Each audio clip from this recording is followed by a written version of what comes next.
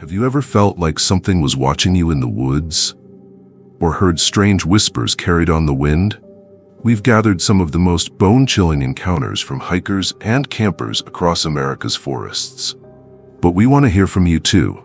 Share your own terrifying experiences in the comments below. Did you see something you couldn't explain? Hear voices that shouldn't have been there? Or feel a presence that made your skin crawl? Your story could be featured in our next video. Don't forget to like, subscribe, and hit that notification bell for more spine-tingling tales from the wilderness. The cabin that wasn't there. I shivered as the cool mountain air nipped at my skin, pulling my jacket tighter around me. Emily's hand was warm in mine as we trudged along the narrow trail, the dense forest of Shenandoah Valley pressing in around us. "Are you sure this is the right way, Chris?" Emily asked, a hint of worry in her voice. I squeezed her hand reassuringly. "Positive. The guy at the visitor center said this trail was perfect for a secluded hike. Just what we wanted for our anniversary getaway, right?" She nodded, but I could see the doubt in her eyes. Truth be told, I was starting to have my own reservations. We'd been hiking for hours, and the sun was dipping dangerously low on the horizon. The trail seemed to stretch endlessly before us, winding deeper into the shadowy woods. Just as I was about to suggest turning back, a break in the trees revealed a small clearing ahead. And there, nestled among the pines, stood a quaint log cabin. "Chris, look," Emily exclaimed, her face lighting up. "Maybe they can give us directions." Relief washed over me as we approached the cabin. Warm light spilled from the windows and smoke curled invitingly from the chimney. It looked like something out of a fairy tale, too perfect to be real in this vast wilderness. I raised my hand to knock, but the door swung open before my knuckles could make contact. An elderly woman with kind eyes and silver hair stood in the doorway, a gentle smile on her face. "Well, hello there," she said, her voice as warm as the golden light behind her. "You two look like you could use a rest. Come in, come in." Emily and I exchanged a glance. Every instinct told me we shouldn't enter a stranger's home in the middle of nowhere, but exhaustion and the promise of warmth won out. "Thank you," I said, following Emily inside. We've been hiking for hours and seemed to have lost our way. The interior of the cabin was as cozy as its exterior suggested. A fire crackled in the hearth, and the air was heavy with the scent of cinnamon and pine. An elderly man rose from an armchair, nodding a greeting. "Harold, look who's come to visit," the woman said. "I'm Martha, and this is my husband. You poor dears must be famished. Sit, sit, I'll fix you some hot soup." Before we could protest, Martha bustled off to the kitchen. Harold gestured to the plush sofa by the fire, and we sank into it gratefully. "So what brings you folks out to these parts?" Harold asked, his voice gravelly but kind. As Emily explained our anniversary plans, I found myself relaxing. The warmth of the fire, the comfort of the sofa, and the genuine hospitality of our hosts melted away my earlier unease. Martha returned with steaming bowls of soup, and we ate eagerly. The rich broth seemed to seep into my very bones, chasing away the chill of the forest. "You two are welcome to stay the night," Martha offered as she collected our empty bowls. "It's far too dark to be traipsing about in the woods now." Emily and I agreed without hesitation. The thought of returning to the cold, dark forest was unthinkable after experiencing such warmth and comfort. Martha showed us to a small guest room, its centerpiece a large 4-poster bed piled high with quilts. As Emily and I settled in for the night, I marveled at our luck. What had started as a potentially disastrous hike had turned into a charming, unexpected adventure. I drifted off to sleep with Emily in my arms, the distant sound of Harold and Martha's soft voices lulling me into a deep slumber. When I opened my eyes, sunlight was streaming through the trees above me. Trees, not a ceiling. Not the cozy guest room of the cabin. I sat up with a jolt, leaves and twigs crunching beneath me. Emily stirred beside me, her eyes widening as she took in our surroundings. We were in the middle of the forest, our backpacks serving as pillows. There was no sign of the cabin, no indication that it had ever existed. "Chris?" Emily's voice trembled. "What's going on? Where are we?" I scrambled to my feet, Heart pounding. I don't know. This doesn't make any sense. We spent the next hour searching the area, calling out for Harold and Martha, looking for any trace of the cabin that had sheltered us. But there was nothing. Just endless trees and the eerie silence of the forest. Maybe we dreamed it? Emily suggested, but the tremor in her voice betrayed her disbelief. I shook my head, unable to accept that explanation. The memory of Martha's soup, the warmth of the fire, the softness of the quilt, it had all been too real. As panic began to set in, I spotted something through the trees that made my blood run cold. Our car, parked exactly where we'd left it the day before, was visible in the distance. "Emily," I said, my voice barely above a whisper. "Look." She followed my gaze, her face paling. "But that's impossible. We hiked for hours. We couldn't be back where we started." As we made our way to the car, a chill that had nothing to do with the morning air settled over me. The forest seemed different now, no longer simply a place of natural beauty, but a realm of unseen dangers and impossible occurrences. We drove home in silence, both lost in our thoughts. The events of the night before played on a loop in my mind, each recollection bringing fresh waves of confusion and fear. It wasn't until we were safely back in our apartment that Emily voiced what we'd both been thinking. "Chris," she said, her eyes meeting mine. What if it wasn't a cabin at all? What if it was something else? Something that just looked like a cabin?" I had no answer for her. As I held her close, trying to offer comfort I didn't feel, I couldn't shake the image of Martha's kind smile and Harold's twinkling eyes. Had they been real? Or had we narrowly escaped something far more sinister, something that had lured us in with the promise of safety and warmth? One thing was certain. We would never look at the Shenandoah Valley the same way again. And I knew, with chilling certainty, that somewhere in those vast ancient woods something was waiting. Waiting for the next lost hikers to stumble upon a cabin that wasn't really there. The Hollow Man. I stepped out of my rental car, the gravel crunching beneath my boots as I surveyed the desolate landscape before me. The abandoned coal town of Kmore stretched out like a decaying skeleton, its empty buildings and rusted machinery standing as silent sentinels to a bygone era. The air was thick with the scent of damp earth and forgotten dreams. As I adjusted my camera equipment, a chill ran down my spine. There was something eerie about this place, something that went beyond the typical atmosphere of a ghost town. I shook off the feeling, reminding myself that I was here for a purpose. This documentary on West Virginia's abandoned mining communities was my passion project, and Kmore was the crown jewel. I began my descent down the infamous 821 steps that led to Kmore Bottom. With each step, I felt like I was traveling back in time, leaving the modern world behind. The forest seemed to close in around me, the canopy overhead blocking out most of the sunlight. Reaching the bottom, I found myself surrounded by the remnants of a once thriving community. The old coal tipple loomed overhead, a rusted behemoth that once processed tons of coal daily. I approached the remains of the Kmore powder house, its sturdy walls still standing despite decades of neglect. As I set up my tripod to capture some footage, a movement in my peripheral vision caught my attention. I turned, expecting to see a deer or some other wildlife. Instead, I found myself face to face with a man. He was dressed in tattered clothing that looked like it belonged in a museum exhibit. His face was gaunt, streaked with what looked like coal dust, and his eyes held a haunted look that made my skin crawl. "You shouldn't be here," he said, his voice raspy and low. I swallowed hard, trying to keep my composure. "I'm Mark," I said, forcing a smile. "I'm working on a documentary about the old mining towns. Are you a local?" The man's lips curled into what might have been a smile, but it didn't reach his eyes. "You could say that. Name's Tom.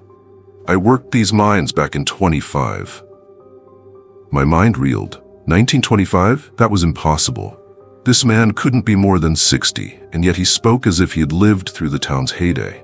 I chalked it up to local folklore, deciding to play along. "That must have been quite an experience," I said, reaching for my notebook. "Would you mind showing me around? I'd love to hear your stories." Tom nodded slowly, then turned and began walking towards the mine entrance.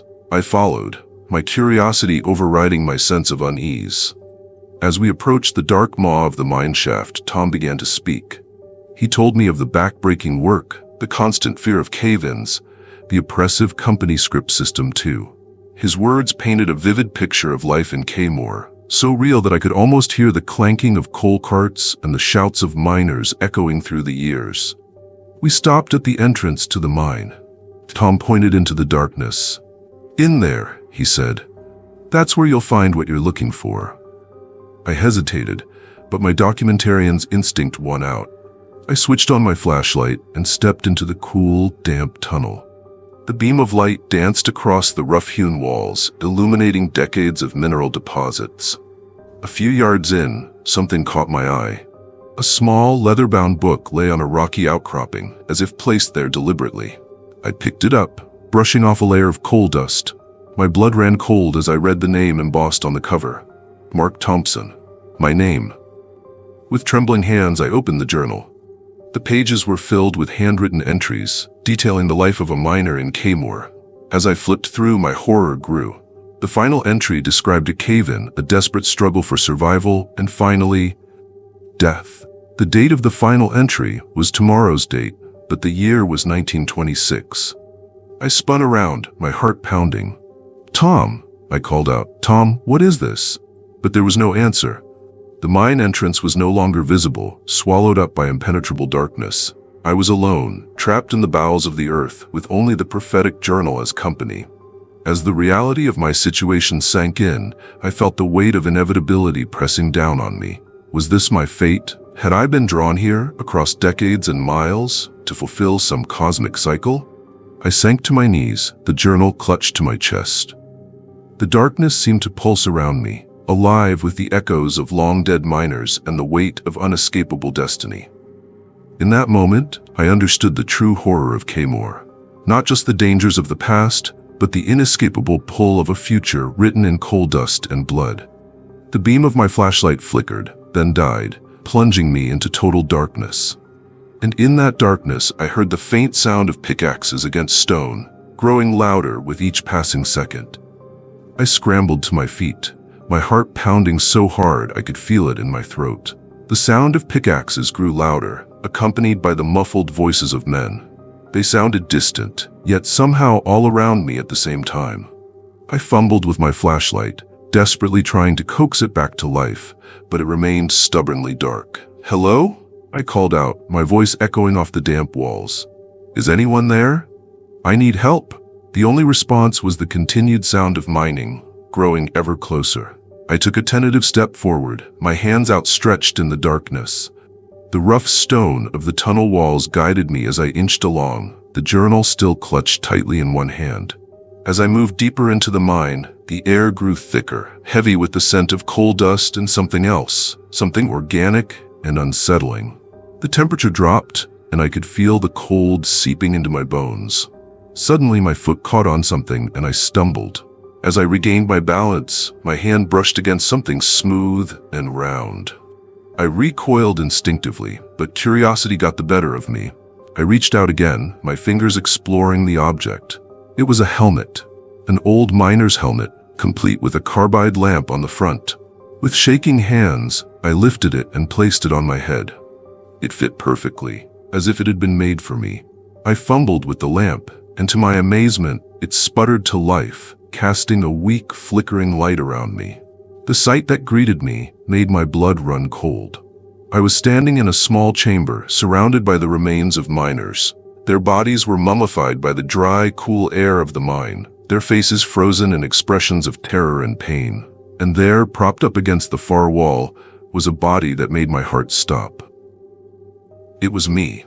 Or rather, it was the me from the journal. The miner named Mark Thompson, who had died in this very spot nearly 100 years ago. He clutched a pickaxe in his skeletal hands, his empty eye sockets staring accusingly at me. I stumbled backward, a scream caught in my throat. This couldn't be real. It had to be some kind of elaborate hoax, a sick joke played by the locals on the nosy documentarian. But deep down, I knew the truth. The journal in my hand, The perfect fit of the helmet, the uncanny resemblance of the mummified corpse, it all pointed to one horrifying conclusion. I was trapped in a loop, doomed to relive this moment over and over again across the span of a century. As this realization washed over me, the sounds of mining grew deafening. The walls of the chamber began to shake, small pebbles and dust raining down from above. The cave-in described in the journal was beginning. In a panic, I turned and ran back the way I'd come, the weak light of the carbide lamp barely illuminating the path ahead. The tunnel seemed to stretch on forever, twisting and turning in ways I didn't remember. Behind me, I could hear the roar of collapsing rock, feel the rush of displaced air on the back of my neck. I ran until my lungs burned and my legs felt like lead. Just when I thought I couldn't go on any further, I saw a faint glimmer of daylight ahead. With a final burst of energy, I sprinted toward it. I burst out of the mine entrance, gasping for air, just as a cloud of dust and debris exploded from the tunnel behind me. I fell to my knees, coughing and retching, the journal still clutched tightly in my hand. As the dust settled, I looked up, expecting to see the ruins of Kaymore Bottom. Instead, I found myself in a bustling mining camp. Men in period clothing bustled about, giving me curious looks as they passed. A large sign nearby proclaimed "Welcome to Kaymore, Estat 1899. My mind reeled. Somehow, impossibly, I had traveled back in time. I was in Kaymore at its peak, in the very year the journal had been written. A hand fell on my shoulder, and I looked up to see Tom, the miner who had led me into the mine. But he looked different now. Younger, his face free of the haunted look I had seen before. "You all right there, friend?" he asked, concern in his voice. "You look like you've seen a ghost." I opened my mouth to respond, but no words came out. How could I explain what had happened? How could I tell him that I had seen his future, our shared fate? Tom helped me to my feet, brushing the coal dust from my clothes. "You must be the new fella," he said. "Mark, right? We've been expecting you. Come on, I'll show you to the bunkhouse." As he led me through the camp, my mind raced. Was this my chance to change things? To prevent the cave-in? To break the cycle? Or was I doomed to play out the events described in the journal, powerless to alter my destiny? I glanced down at the journal in my hand, then back at the bustling camp around me. Whatever was going to happen, I knew one thing for certain. My story was far from over.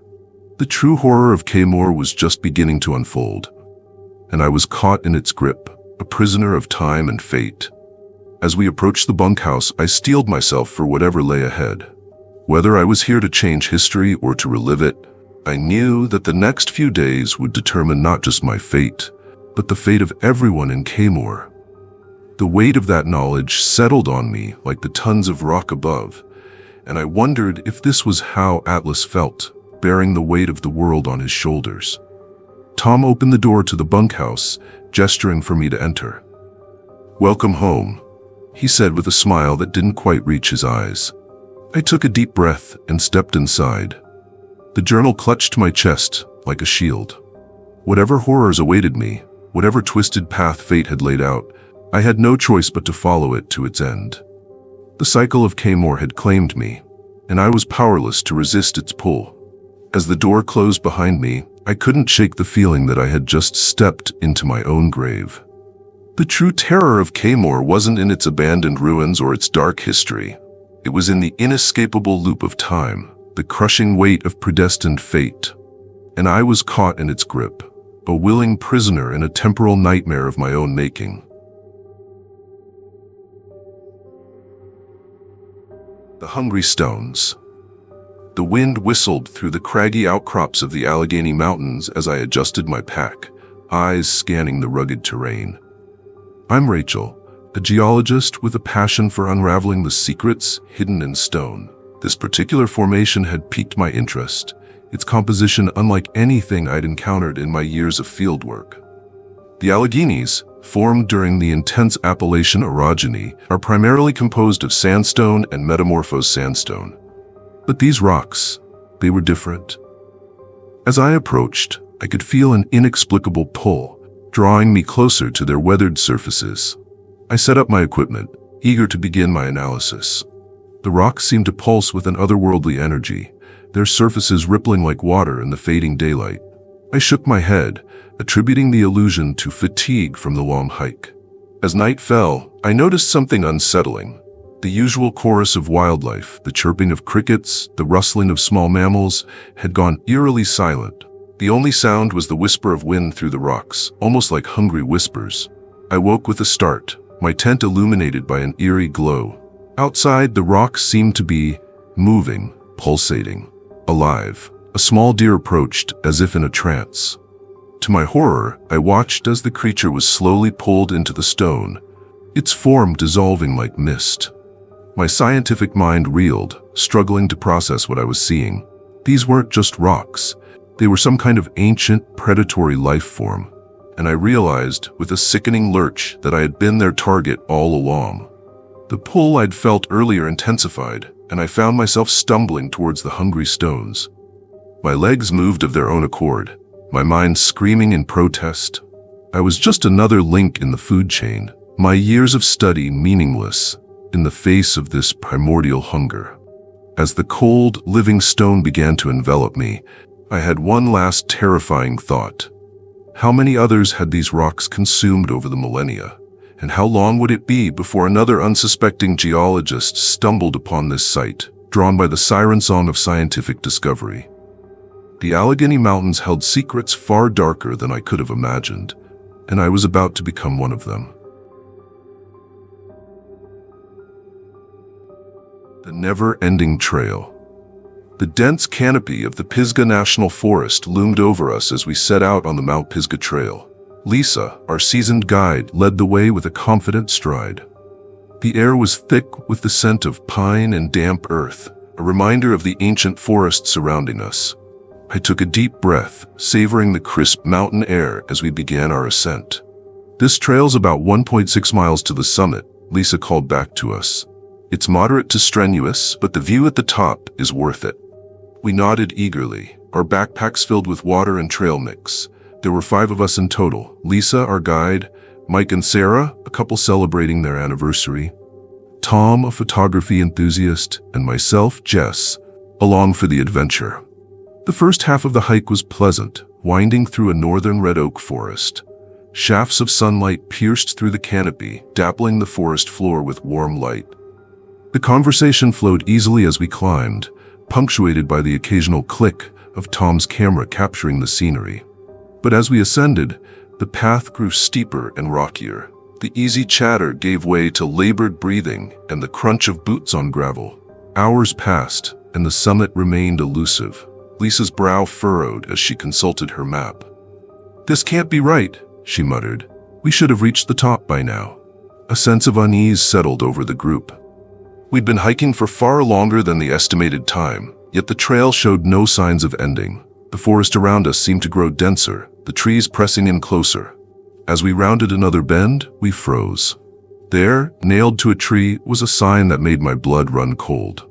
In Lisa's distinctive handwriting, it read, "Turn back. You've been walking for 3 days." The date on the sign was 5 days in the future. A chill ran down my spine as we exchanged worried glances. Lisa shook her head, insisting it must be a prank. "Someone's just trying to scare us," she said, but her voice lacked conviction. We pressed on, determined to reach the summit. But with each turn, the trail seemed to loop back on itself. Landmarks we'd passed hours ago reappeared, yet the summit remained out of reach. More signs appeared, each in our own handwriting, each dated further into the future, each more desperate than the last. "Please stop walking. It's been a week." Sarah's handwriting, "We're running out of food. Turn back now." Mike's scrawl, "The trail never ends." Sam's neat print. My own message was the most chilling. "We can't get out. We're trapped." Panic began to set in. We tried backtracking, but the trail behind us had changed, leading us in circles. We attempted to forge new paths through the underbrush, but always found ourselves back on the same endless trail. As night fell, we made camp, huddling close around a small fire. The forest seemed to press in around us, whispering secrets we couldn't quite hear.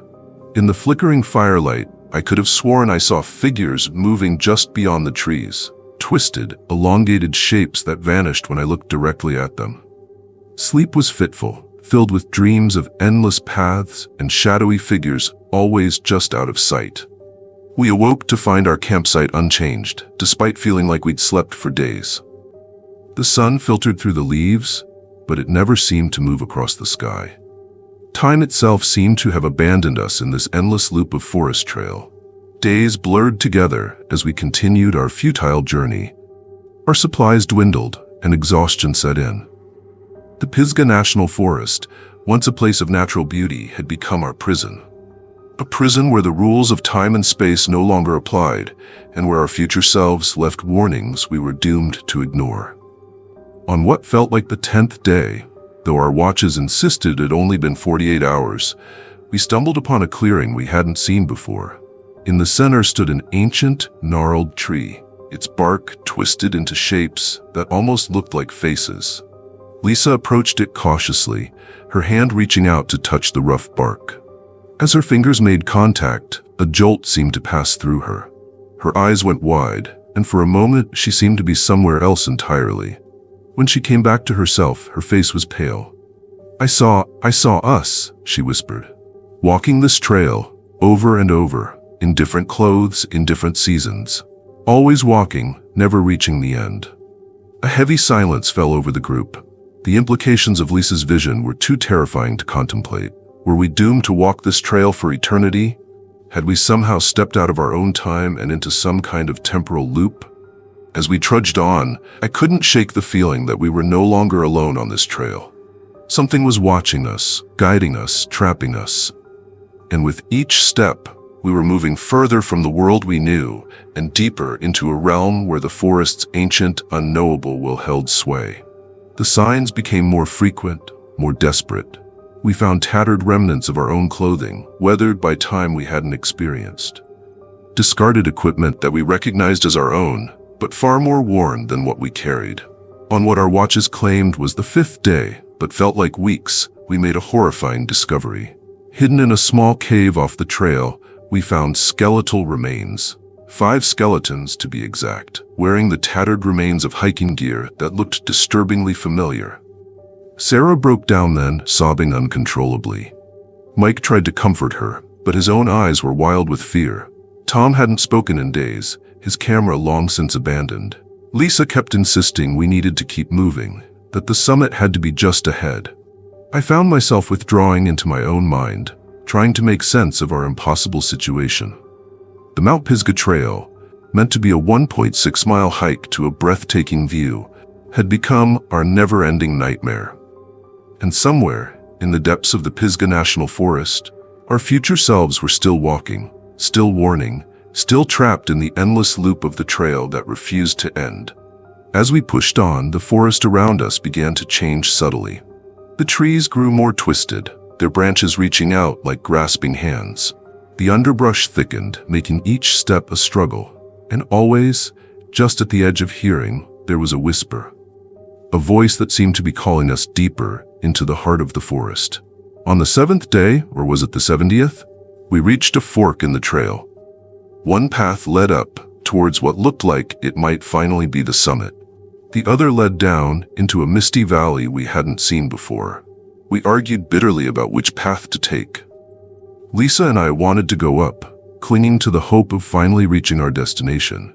Mike and Sarah wanted to go down, hoping it might lead us out of the forest. Tom just stood there, staring blankly ahead, as if he'd given up entirely. In the end, we split up. Lisa and I took the upward path, while Mike and Sarah headed down into the mist. Tom, after a moment's hesitation, followed them.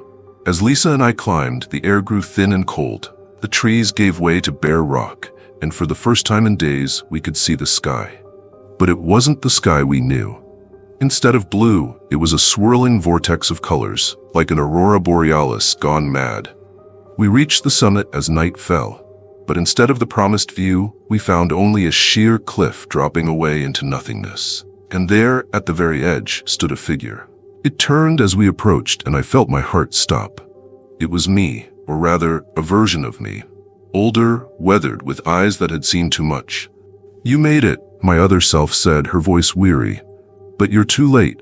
Cycle has already begun again." As she spoke, I felt a pull, an irresistible urge to step off the cliff. Lisa grabbed my arm, holding me back, but I could see the same struggle in her eyes. "What's happening?" I managed to ask my other self. She smiled sadly. "The forest is hungry. It feeds on time, on lives unlived, and we're its perfect prey." With those words, she stepped backward off the cliff, but instead of falling, she vanished, like a mirage fading in the desert. I turned to Lisa, tears streaming down my face. "What do we do now?" She gripped my hand tightly. "We keep walking. It's all we can do." And so we turned back, descending into the forest once more. The Mount Pisgah Trail stretched out before us, endless and unchanging. Somewhere ahead, our friends were walking their own endless path. And somewhere behind, our past selves were just starting their hike, unaware of the eternity that awaited them. The Pisgah National Forest had claimed us, trapping us in its twisted version of reality. And as we walked, I couldn't help but wonder. How many other hikers were out there, trapped on their own never-ending trails, forever seeking a summit they would never reach?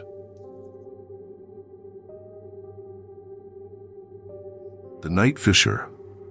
The cool night air nipped at my skin as I zipped up my jacket, watching Jake struggle with the tent poles. At 12 years old, he was eager to prove himself on our first father-son fishing trip to Lake Allegheny. I smiled, remembering my own clumsy attempts at this age. "Need a hand there, champ?" I called out. Jake's brow furrowed in concentration. "I got it, Dad. You just focus on getting that fire started." I chuckled and turned back to my task, striking a match. The flames caught quickly, casting dancing shadows across our little campsite nestled on the shore of Lake Allegheny. The water lapped gently at the rocky beach, a soothing rhythm that belied the eerie stillness of the surrounding forest. As darkness fell, we huddled around the fire, roasting marshmallows and trading stories. Jake's eyes widened as I recounted tales of monster fish that had nearly pulled me into the depths. "Do you think we'll catch anything that big tomorrow, Dad?" he asked, voice tinged with excitement and a hint of apprehension. I ruffled his hair. "You never know, kiddo. These mountain lakes can hold some real surprises." Little did I know how prophetic those words would prove to be. We turned in early, anticipating a pre-dawn start. The tent was snug, and Jake's steady breathing soon lulled me into a light doze. I'm not sure how long I slept before a sound jolted me awake. Splash, splash, splash. My eyes flew open, heart racing. The noise came again, a rhythmic disturbance of the water that didn't match the gentle lapping of the lake.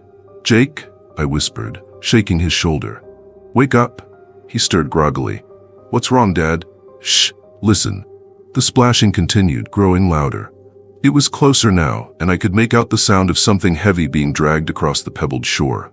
Jake's eyes were wide with fear as he clutched my arm. Carefully, I unzipped the tent flap just enough to peer out. The moon had risen, casting a pale glow over the lake.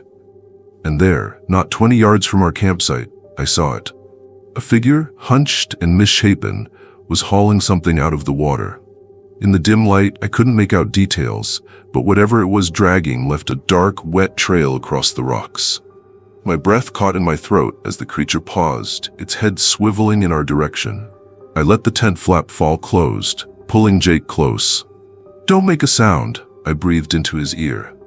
We huddled there, scarcely daring to breathe, as heavy footsteps crunched on the gravel outside. They circled our tent once, twice, before retreating back towards the water. Another series of splashes and then silence. Neither of us slept for the rest of the night.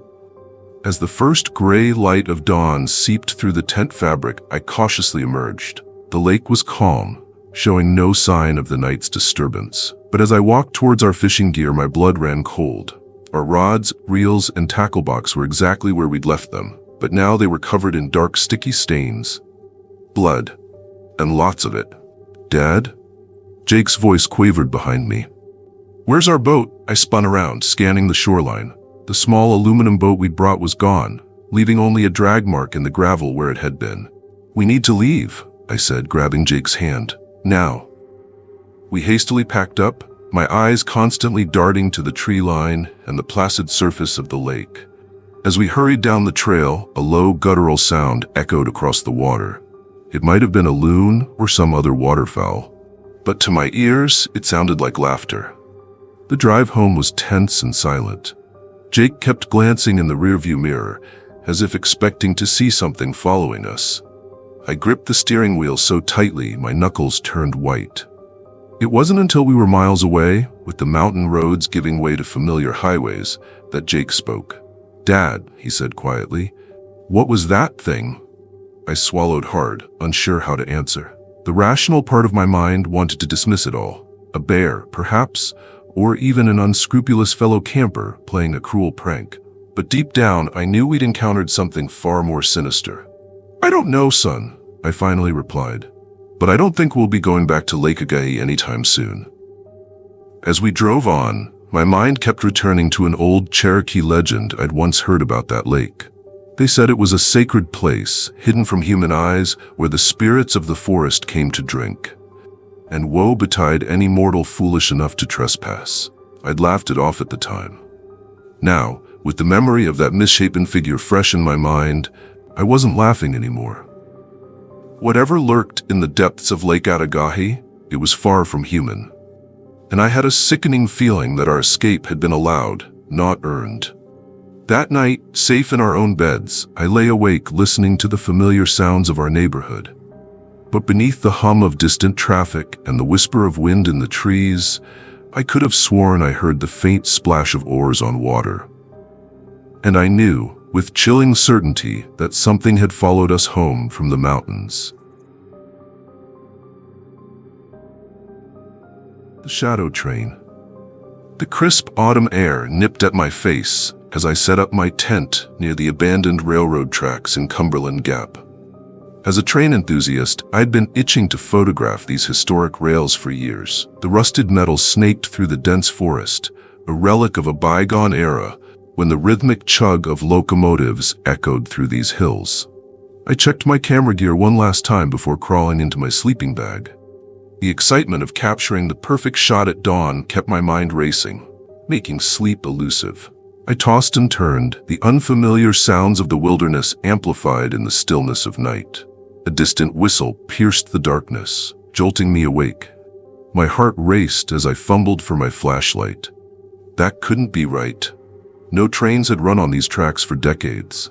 The last locomotive to pass through the Cumberland Gap Tunnel was nearly a century ago. The whistle sounded again, closer this time. I unzipped the tent, my hands shaking as I peered out into the inky blackness.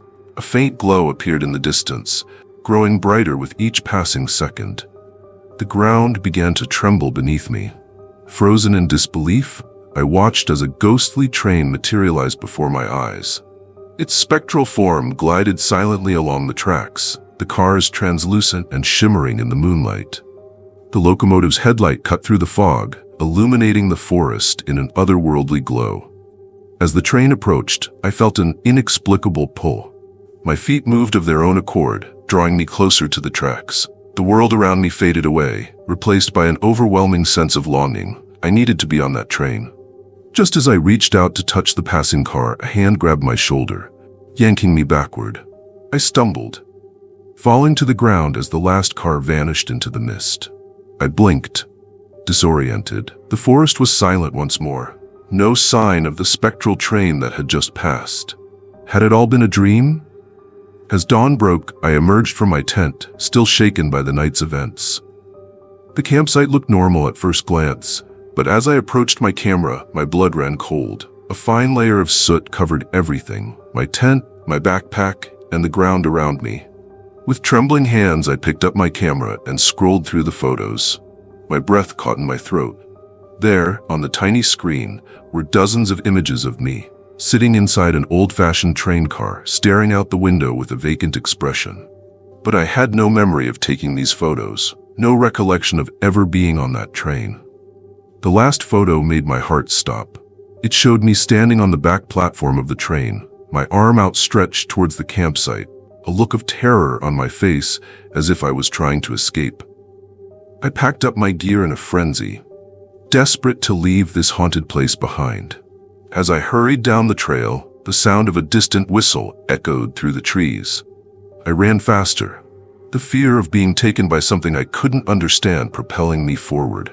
The legend of the ghost train of Cumberland Gap had been whispered about for generations, but I never believed it was real until that night.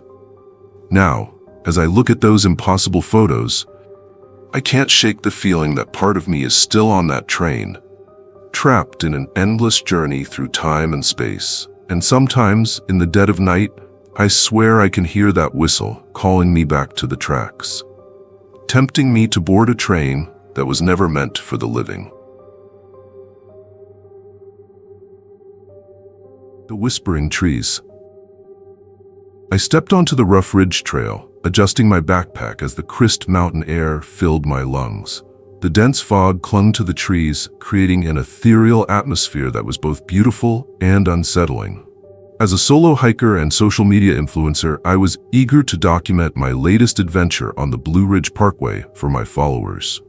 The trail was known for its breathtaking views and unique wooden boardwalk. As I began my ascent, I couldn't shake the feeling that something was off. The fog seemed to thicken with each step, muffling the usual forest sounds. About half a mile in, I paused to catch my breath and take a few photos. That's when I heard it, a whisper, so faint I almost missed it. "Sarah," it said, in a voice that sounded eerily like my own. I spun around, heart racing, but saw only the misty forest behind me. Telling myself it was just the wind, I pressed on. The trail became steeper, and I found myself grateful for the wooden boardwalk that protected the fragile vegetation. As I climbed higher, the whispers grew more frequent and distinct. They were fragments of thoughts, snippets of conversations I'd had with followers, even captions from my posts. Panic rising in my throat, I quickened my pace. I needed to reach the summit, to break free from this suffocating fog and these impossible whispers.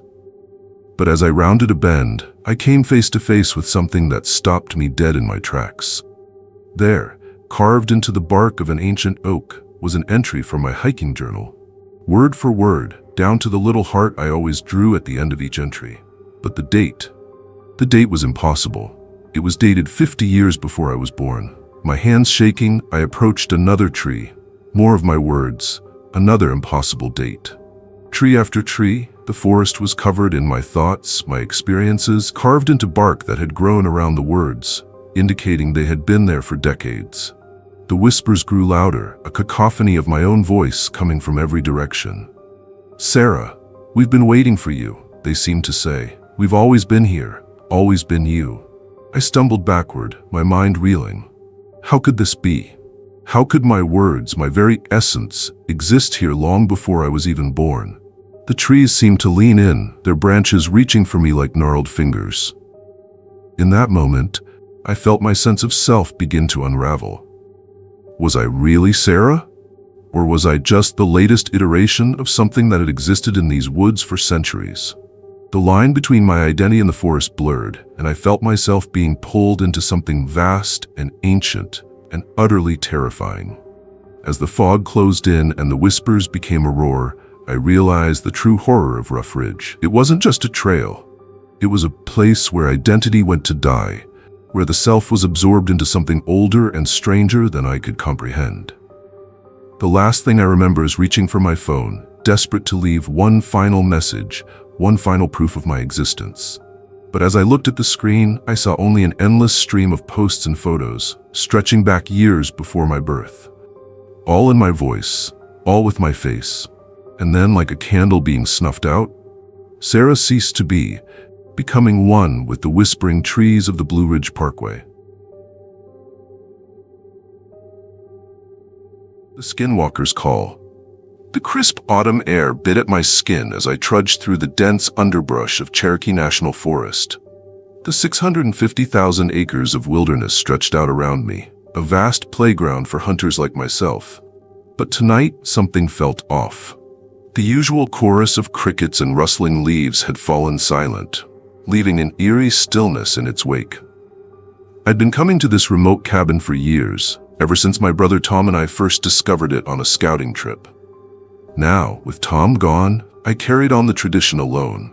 The solitude usually brought me peace, but tonight it felt oppressive, as if the forest itself was holding its breath, waiting for something to happen. As darkness fell, I stoked the fire in the cabin's ancient hearth.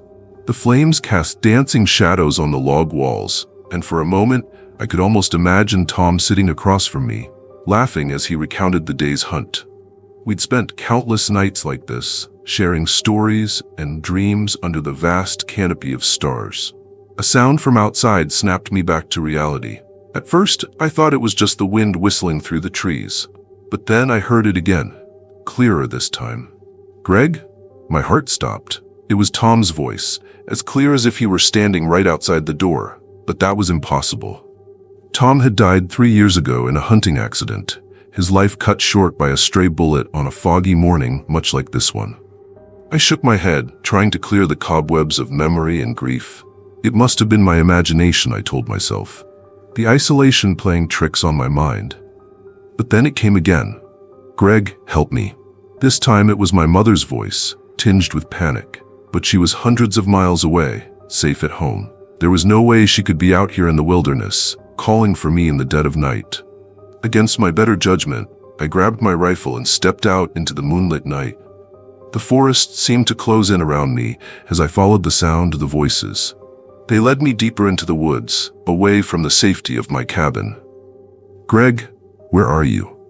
My father's voice now, sounding lost and confused. I quickened my pace, my breath coming in ragged gasps as I pushed through the underbrush. The voices were getting louder, more insistent, pulling me forward with an urgency I couldn't resist. Suddenly, I burst into a small clearing. And there, illuminated by the pale moonlight, stood a figure wearing my brother's face. But it wasn't Tom. The thing that turned to face me wore Tom's skin like an ill-fitting suit. Its eyes were too wide, its smile too broad.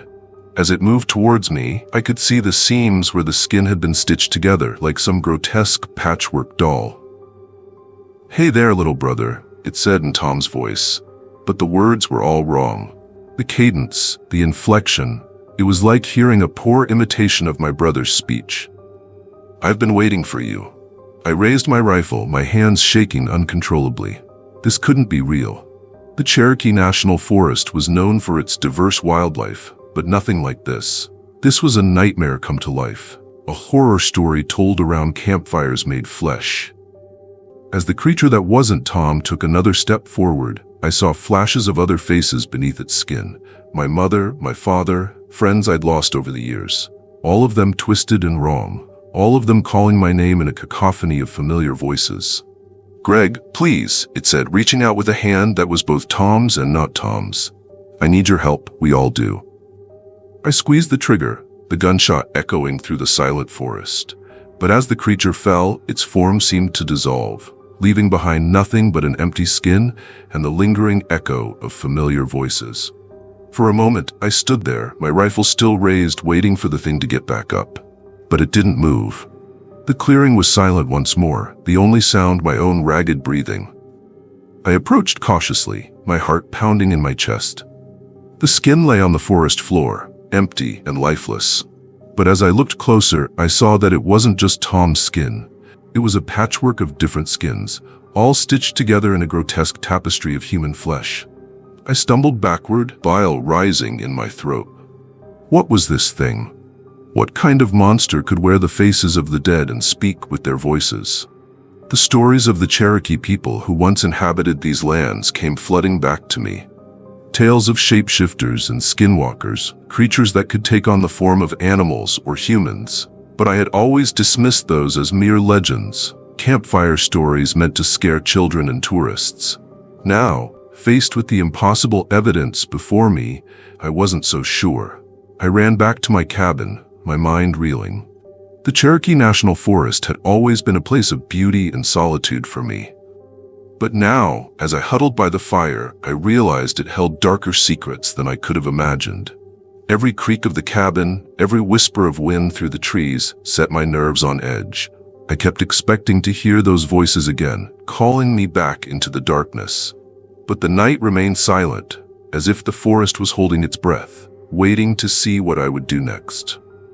As dawn broke, I packed up my gear with trembling hands.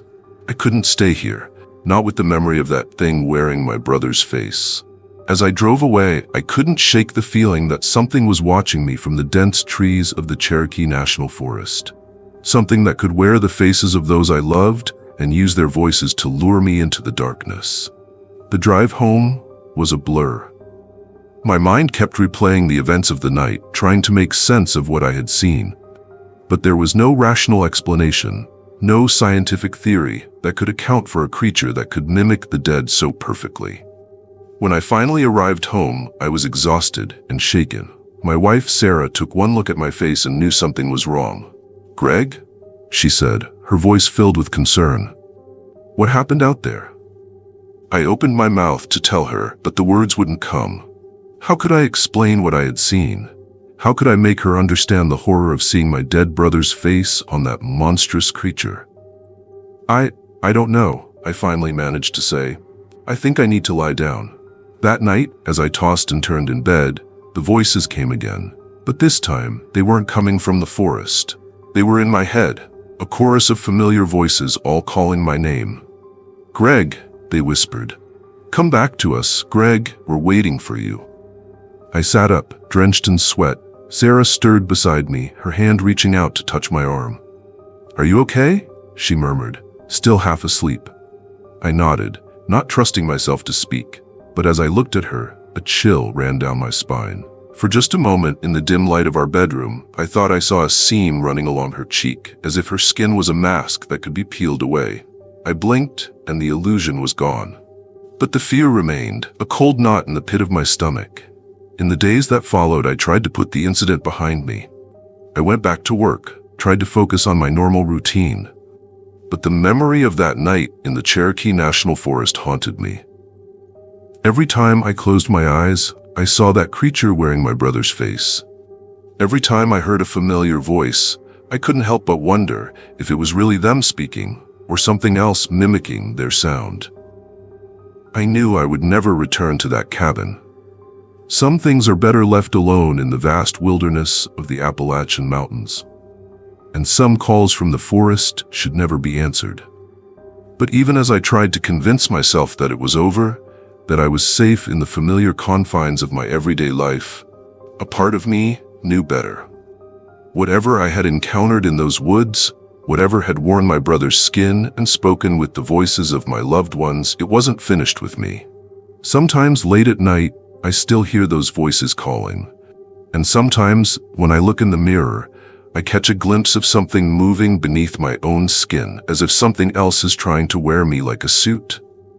The Cherokee National Forest holds its secrets close, but I fear that I've uncovered one that won't let me go so easily. And in the dark of night, when the world is silent and still, I can't help but wonder, when the Skinwalker calls again, will I have the strength to resist? Thanks for joining us in the shadows tonight. If you enjoyed these chilling tales, don't forget to hit that like button and subscribe for more spine-tingling stories every week. Have you got a story of your own? Share it in the comments below. We love hearing from you.